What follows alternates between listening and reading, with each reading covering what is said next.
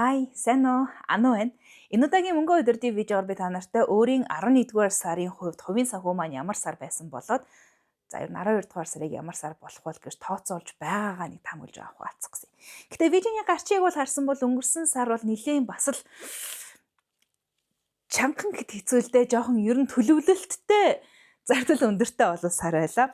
Өнгөрсөн сарынхаа гүйцэтгэлийг энэ ерөөхдөө твиттер дээр бол тэмдэглэжсэн байгаа. Эхлээд хувь хэмжээнүүдээ хэдүүлээ харцгаая. Тэгэхээр 11-р сарын нийт мөнгөн урсгалтай харьцуулаад аваад үзэх юм бол нийт мөнгөн урсгалын 4251%-ийг хувийн хэрэглээ, 2163%-ийг аялал, 1266%-ийг татвар шимтгэл, 955%-ийг хоол хүнс, бусдаар гүйцэтгүүлсэн ажил үйлчилгээ 412%, тээвэр шуудан харилцаа холбооны зардал 394%-ийг, чөлөөт цаг 336%-ийг, за ер нь бусад зардлуудыг нийлүүлээд аваад үзэх юм бол 223%-ийн хувийг нь бүрдүүлсэн үзүүлэлттэй байжээ. Энэ ангиллыг аваад үзэхэрэг хувийн хэрэглээ аялал хоёр яасч өндөр гараад ирнэ. Гэхдээ хувийн хэрэглээний дийлэнх нь бол аяллаа үеэр гарсан хувийн хэрэглээний зардал баггүй юу? Би ер нь ийм нөгөө нэг хувцас хэрэглэл, гоо сайхан ч юм уу те яг хувийн хэрэглээтэй холбоотой зүйлсийг хөвчлэн яг аялж явах үедээ зохицуулдаг.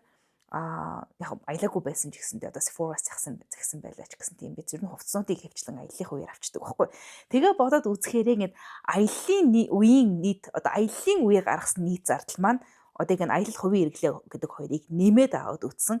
За бараг 64%-ийг нь бол нийт өнгөрсөн 11-р сарын нийт зардал мөнгө урсгалын 3/2-ыг шахуу бүрдүүлсэн байгаа байхгүй. Гэхдээ эргээ бодох нэ сарын би бас 3/1 гаруйд нь аялсан юм бэлээ л дээ. Тэгээ бодоод үзэхээр бас тийм ч амар огцом тийм пропорционал бас биш зардалтай гэхэд бас хэцүү.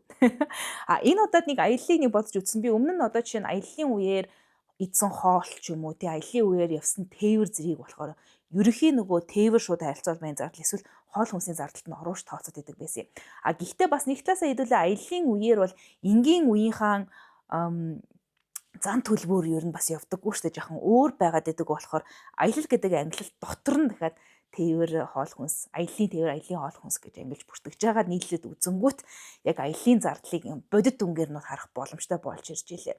Гэх мэтээр нийлүүлээд нэрсэн дүнгээр нь бисээ авч үзээд харахаар бас л жоохон тийм өндөр зардалтай сар байсан байна да гэж бодож хараад би өмнө сүүлийн тэдэн сарын турш гэл гарч байгаагүй хамгийн өндөр зардалтай хамгийн бага зардалтай сар гэж ярьдаг шүү дээ. Ялангуяа өнгөрсөн 10-р сарын зардлыг би баг ярихдаа өнгөрсөлийн 2 жилийн дотор бол байгаагүй хамгийн бага зардалтай сар гэж хийж байгаа хэлсэн санагдаад байна. Дээр карс тэр видеог олдсон байгаа шүү. Яг тийм видеоны араас ингэж яваад орсон чинь бас зардлыг нэрсэн дүнгээр аваад үзэх юм бол өмнөх сараас огцом өссөн байгаа байхгүй юу? Тэгээ бодохоор аял маял байсан болохоор тиймч байгаа биз. Гэхдээ бас яг үндэ энэ оны туршид гарсан хамгийн өндөр зардалтай сар бас биш юм байна. Би топ нэгтэн жагсахлуу гэж бодохоор бас арай үгүй.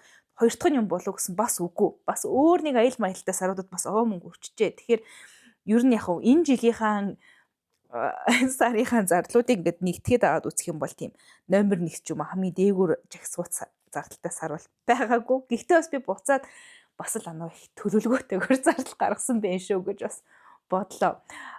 Тэр аялал гэж яриад ангуутыг бас нэг байнгын мөнгө өдөртийн цувралын видеог би тогтмол хийж байгаа ч гэсэн бусад нөгөө төрлийн видеонуудаа нэлээд цөөлчихсөн явж байгаа. Гэхдээ аялж явах үедээ бол влог хийх сонирхолтой бол хэвээр байгаа байхгүй. Тэгэхээр энэ саяны аяллаа зардал гэдэгт нь юу багтаад байгаа вэ гэдгийг бас ерөөдөө влог дээр бас нэлээд харах бах.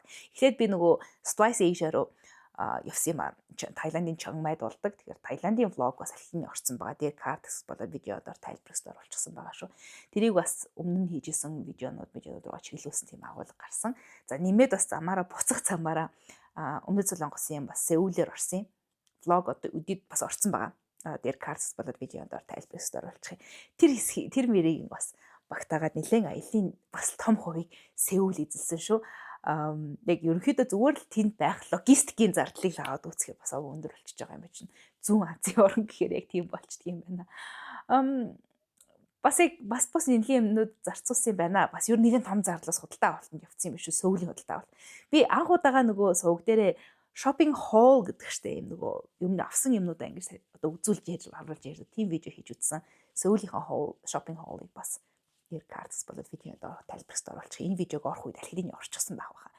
Тэгэхээр яагаад ер нь бас ингээд аяллаа зардал маржин хувийн хэрэглээ мэрэглээнийх нь өртгөх нь ийм өндөр ингээд гараад ирсэн байна гэдгийг бас тэр видеонуудаас бол харж бодож бас ойлгож болох байх гэж бодож байна. Гэхдээ бас яг аялалд ингээд явхаараа болоод би бас гоё явд юм бэлээ. Гэтэ нэг бодлыг нөгөө урьдчлаад бас аялалд зориулж би нөгөө юм sinking fund гэдэг нөгөө юм угсаа дараа нь зарцуулах зорилготой хуримтлал бас хийдэг учраас тийм болохоор нөгөө аль хэдийн санхүүжүүлчихсэн. Одоо аяллаа аль хэдийн урьдчилаа санхүүжүүлсэн гэх юм уу? Тэгдэг утгаараа ч тэр юм уу бас харьцангуй юм чөлөөтэй явдаг санагддаг. Гэхдээ би нөгөө нэг өөртөө нэг юм чөлөө өгдөг ч гэсэндээ нөгөө топи тавьчихдаг байхгүй яг энэ хүртэллийг явна гэд нөгөө юм дансныхаа хязгаараар ингээд өгчдөг болохоор бас харьцангуй танахтай хариуцлагатай зардал гаргадаг. Тийм ч утгаараа бас нэг нийт үнгээр нь аваад үзэхээр тийм амар байгаагүй гэж магадгүй гэж одоо би өөрөө хайхаар амар байгаагүй байх гэж бас найдаж байна. 11 дугаар сарын санхүүгийн одоо удирдлага гэх юм уу нийт үзүүлэлтүүдийг наваад үзэхэд хуваагаад харахад нэг иймэрхүү.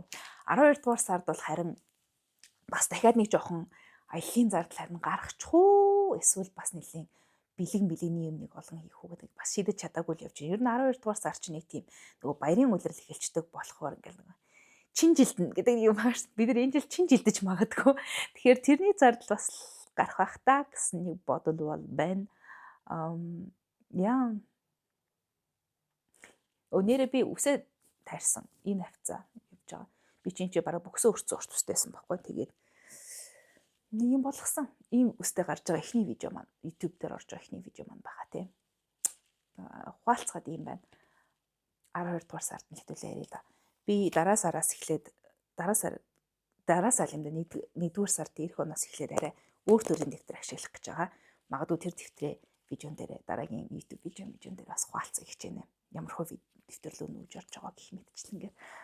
За дахиад энийг сонжруулаад яг уу аяллаа хувьд бас нэлээд төлөвлөгөөтэйгээр амар зарцуулсан. Миний хувьд амар санагдаад байгаа юм л да. Тийм сар болж өнгөрлөө. Видео таалагдсан бол лайк дараарай. Хэрвээ аяллаа влогуудыг үзэж амжаагүй байгаа бол ер нь энэ хажуу хавцаа бол гарч явах учиртай сонирхсныгоо орж үзээрэй гэж уриалъя. Видеотой хамт байсан баярлалаа. Дараагийн видеогоор тун удахгүй ирээд уулзъя. Bye.